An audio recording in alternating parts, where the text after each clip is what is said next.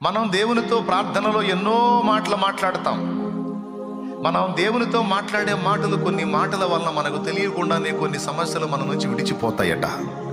ఇది రాసుకోవాలి గుర్తు. దేవుని ముందుకెళ్ళి దేవునికి మొర్ర పెట్టి దేవునితో మనం మాట్లాడేటువంటి కొన్ని మాటల వల్ల మనకు తెలియకుండానే కొన్ని సమస్యలు డీల్ అయిపోతాయట, కొన్ని సమస్యలు పరిష్కారం అయిపోతాయట, కొన్ని మనం ఆయనకి చెప్పినందున. ఏమో నాకేం తెలుసు, అక్కడ ఉంది మార్కు చెప్పాడు, నాకేం తెలుసు, ఏదన్నా డౌట్ ఉంటే మార్కు బ్రదర్ని అడగండి.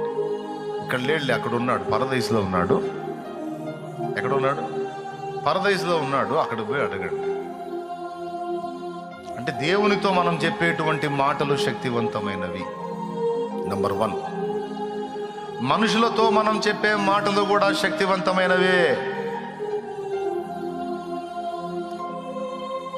2, మనుషులను మనం అది ఆదరణగా పలకని, పాజిటివ్గా పలకని, మనుషులతో నెగిటివ్గా పలకని, అంటే వ్యతిరేకంగా పలకని, అవి కూడా శక్తివంతమైనవి. పరిశుద్ధ గ్రంథంలో సామెతల్లో అన్నాడు, కత్తిపోటు వంటి మాటలు పలుకువారు కలరు అని. అంటే కొంతమంది మాటలు మాట్లాడితే ఆ మాటలు ఎలా ఉంటాయంటే కత్తితో పొడిచి చేసిన గాయం కంటే కూడా ఎక్కువ బాధను కలిగిస్తాయి. అందుకే మాటల లిస్టు దేవుడు తీసుకున్నాడు, మాటల్ని సీరియస్గా తీసుకున్నాడు. త్రివిధమైన వాక్కు: 1 దేవుడై ఉన్న వాక్కు, 2 నిర్మాణాత్మకమైన వాక్కు, 3వది ప్రయోగాత్మకమైన వాక్కు.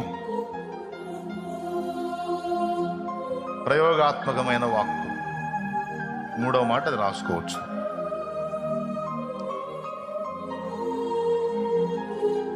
మొదటిది ఏంటి? దేవుడై ఉన్న వాక్కు. 2వది నిర్మాణాత్మకమైన వాక్కు. 3వది ప్రయోగాత్మకమైన వాక్కు.